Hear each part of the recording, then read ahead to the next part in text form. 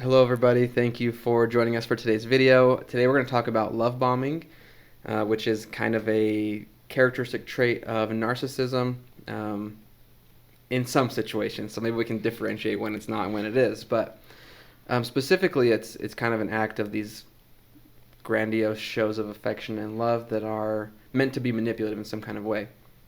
And in talking about it, I feel like it's something you see a lot in like media, and especially like rom-coms.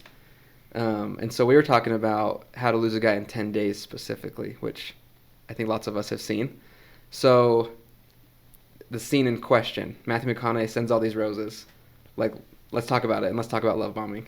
Okay, yeah, so define it. I think, Sherry, you've probably got a good definition for us. Of love bombing? Yeah. Yeah, I think that Jaden did a good job, but it really is like this big display of affection or even a lot of compliments, being very complimentary of the other person without really having much to back it up. So, maybe it's like, for example, in this scene in How to Lose a Guy in 10 Days, it's first date, right? They've been on one date, they've met one time, and the next morning she goes to work and there's this delivery of 100 roses for her, right? Dang. At work. And so these people just keep walking in carrying these vases of roses. Yeah, and all the coworkers are freaking out and like so jealous. Right, everybody's kind of like swooning, got that whole thing going on.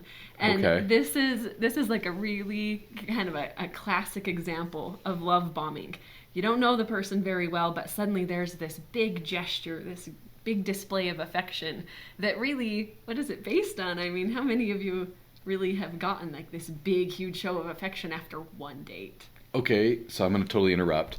So, after having gone on a date with someone, but wanting to be in their mind, what would be the appropriate response? Like, do you send a dozen roses? Like, this one was 100, I'm the wrong right? person to ask. After mine and my wife's first date, she thinks I responded very poorly by not texting her soon enough. See, this is what I would say is like a normal response would be like a next day text, right? Okay. A next day callback, something like that. So, a dozen roses is also probably a little... Did you send your wife a dozen roses the day after you met? No. But she may argue that I'm dumb, right? Like, I don't... I don't think a dozen roses is necessarily like a bad gesture, but I would say in this particular situation, and granted in the movie they're both trying to manipulate each other, right? But in a situation like this, it's not just about the roses. The roses are brought to her in this really public place. Everybody sees them. Okay. And as soon as the roses arrive, everybody's swooning, and then she gets a phone call from him right away, right? Perfect timing. Perfect timing. So I want you to think about what that would make him appear to be when it comes to this kind of a scene. Everybody would be thinking, wow, this is such an amazing guy. No one does this for me.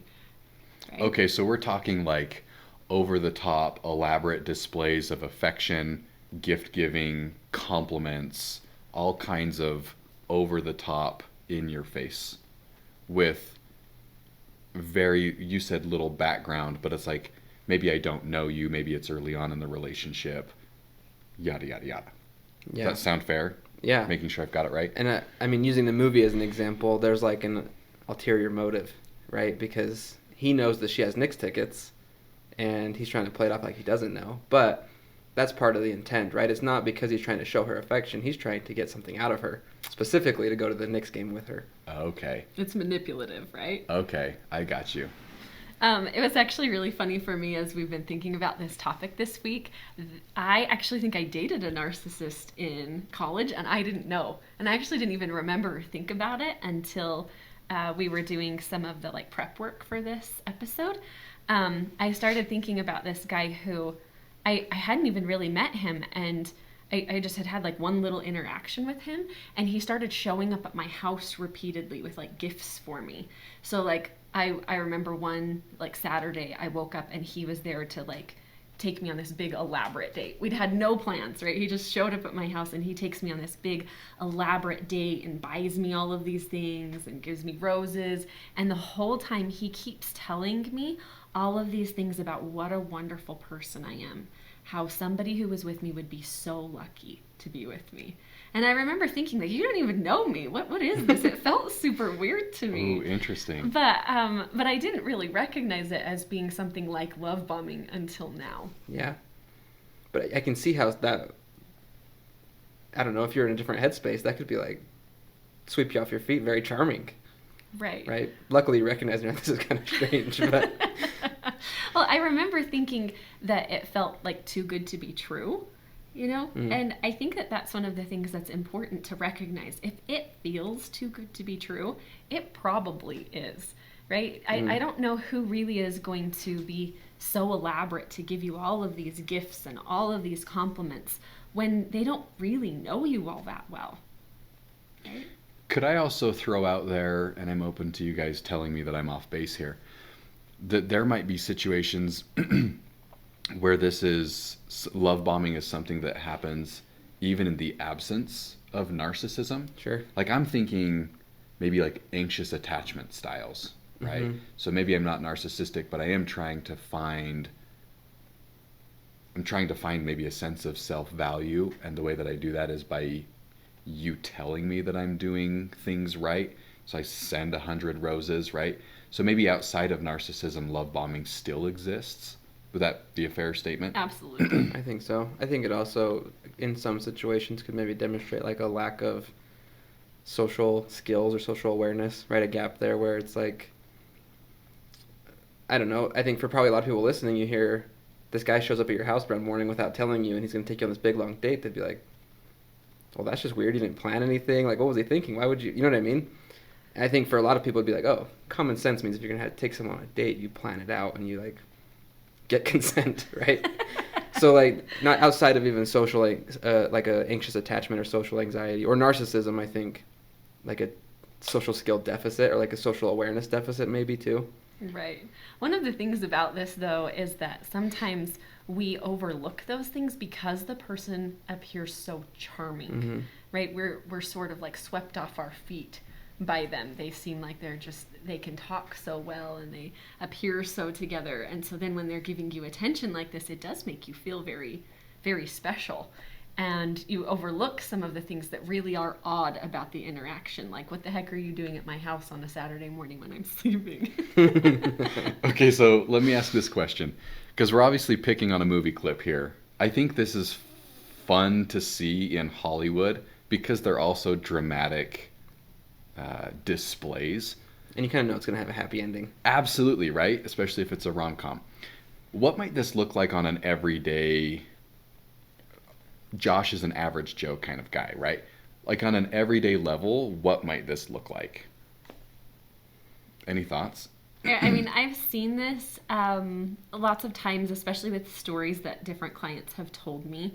And it's interesting because maybe it's not always these big elaborate displays of roses, or sometimes it is. Sure. But other times it really is, it really can look more like this person just takes a sudden, really intense interest in you, in your life. And I don't mean like in a they're interested in you and trying to build a relationship kind of a way. I mean like you've had one okay date with them and suddenly it's like they're obsessed with you. They're going out of their way to do all of these things for you. And in all honesty, a healthy relationship doesn't build like that. We wish it did, and the movies show us that it does. That's just not the way it is. Yeah. Usually you go on a date, and if it's good enough, you decide you're going to go again. But it's not like next day the person wants to know absolutely everything about you, you know? Okay. They want to meet your family. They want to be a part of your best friend group. They want to tell you all of the things that you do so well and how worthwhile you are. Maybe they even want you to, like, give you the story of all of their trauma. Right? Yeah. Your trauma, their trauma. They want like this trauma sharing because it creates this like really tight bond right away. Oh, interesting. Yeah, when you're talking about that, it made me think, again, like as we were reading the stuff before this episode, about like the self-disclosure, like an inappropriate amount of self-disclosure about, I don't know, their deepest secrets and traumas and grand wishes and these things that are probably not normal first or second date type behaviors. Right. Again, it's always, at least when it comes to narcissism, it's for the purpose of gaining the upper hand on the person. Now, on the other hand, we see this sometimes, like you said, with anxious attachment. I've specifically seen this in terms of gift giving even, right? And part of it is that when you're very anxious and feel insecure about yourself, you may feel the need to overcompensate in a relationship, especially in the beginning of a relationship, well, or maybe throughout the whole thing, to keep the other person interested. Maybe you feel like you have to lavish them with gifts because you're not enough by yourself. I think the other thing I was thinking about was the question of how do you spot this, like if it's an everyday kind of thing. And one of the things that I've noticed in working with folks is that statement you made earlier. If it feels uncomfortable, if people are showing up with a dozen roses, or they're showing up at your house to take you on some elaborate date, or it's incessantly non-stopped compliments, and you hardly know these people, and it feels uncomfortable, like that's probably a good sign, right? So in some ways, the how do I spot this is, how do you feel? Because if you feel uncomfortable, it's probably happening. Trust your gut. Mm-hmm. It makes me think of like some of our previous conversations about narcissism, where I don't know, this guy shows up on a Saturday and takes you on this elaborate date, and in hindsight, he could say, oh, like, another girl would love if that happened, right? Another girl would love if I sent him 100 roses. Like, why aren't you appreciative of this? And I think that can cause a lot of mixed feelings in you, right? Like, this makes me really uncomfortable, but it was really spontaneous and fun and exciting. So maybe it's just me. This is actually exactly how I remember feeling. I remember feeling like super annoyed that he showed up at my house like that. I remember feeling kind of icky about some of it. And then on the other hand, I remember thinking to myself, yeah, but if I were to tell the story of this to somebody else, like here's this huge elaborate date that we went on, I remember thinking other people would think that was really amazing. Other people would be like swept off their feet. Yeah. How can I really even say anything to him about this? Because it was so nice. Isn't that so sweet? And he baked my favorite dessert and like all of these things. Which somehow he knew after we've talked all time. Stayed up all night. Right. So, I mean, internally, I even remember feeling a little bit of a war back and forth because it felt very, very yucky to me. And then at the same time, there were all of these things that felt so sweet, and like nobody else ever did stuff like that for me. Usually if I went on a good date with somebody, I'd hopefully hear from them by the end of the week, right? Sure.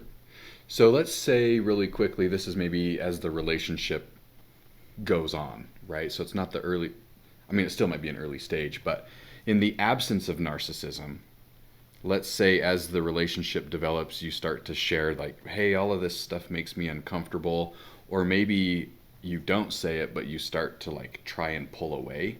What kind of response do you get? Is it the typical narcissistic response in the absence of like narcissism, or is it something different? Well, I think it's an interesting question because I think that I don't even know that we have a ton of information about what this looks like. I would honestly assume, though, that if you were to pull away from this, it would really bother somebody who is narcissistic. Right? Mm-hmm. That would really do the opposite of feed their ego. So I don't know that they would continue to pursue you if you were to pull away from that, right? You would suddenly just be the person who didn't appreciate how wonderful you had it, kind of a thing. And so I don't know that a narcissist would honestly continue to pursue you. They may actually up the ante for a little bit and like go extra love bomby, or they might just pull away altogether. But I think that it's kind of difficult to set those boundaries because, again, if this is a truly narcissistic person or relationship and you're telling the narcissist, hey, look, all of those roses are embarrassing for me, the narcissist is probably going to come back with some things like, oh, well, you know, everybody else at your office thought it was so cool. Everybody else thought that was a really nice thing, and maybe you just don't know how good you had it. Maybe nobody's treated you this good before, and so it's hard for you, right? Some of those kinds of things. For sure. Yeah, and I don't remember exactly how they worded it in one of the articles we read, but they talk about the 3 phases of love bombing, and I think stage 3 was like the discarding stage, right? Once you've rejected these grand shows of affection, just like, then I don't need you either, right? Like, this is your loss because I'm so great and I'm so awesome, and kind of like using probably some of that language that Shara was talking about. Because I almost wondered, in the absence of narcissism, is it like, so thinking anxious style attachments where I like give gifts and to probably just be sad. Yeah, I almost want, like, do they then start utilizing guilt right? Like, oh, I'm just not, like, what did I do wrong? Why don't you like me? Is there something that I could, like, I can almost see the total opposite, which is like super like self-deprecating almost. Right. This just gets so tricky. Again, sometimes we talk about splitting hairs because I would also say that sounds like a vulnerable narcissist. Agreed. Right? Yeah, that suddenly it's all of the piece. feel sympathy for me, right? How could you be so rejecting of me? I'm just so terrible. No one could love me. But I would say, all of this really does look like attachment problems. Sure. This is not healthy building of relationships when this kind of stuff happens. Yeah, just go see a therapist. People are so complicated. Love bombing makes me uncomfortable. Well, anything else you guys want to say about this before we go? No, I guess the only thing I would say is just what we've said already. Trust your gut. If it doesn't feel right, if you think that it seems too good to be true, trust your gut with that and don't let the person or even your friends talk you into feeling differently or guilt you into it, because if it feels kind of phony, if it feels like there's not enough of a basis for some of this stuff to be happening, then you're probably right on. Yeah, I would agree with that. Perfect. I think there's lots of research to trusting your gut. We've proven it lots of times. Yeah. All right. Well, thank you everyone for joining. Hopefully this episode was helpful. If you're interested in more of this kind of content, please let us know. Like, subscribe, leave a comment, and check out some of our older videos, and we'll see you on the next one. Thanks. Thank you.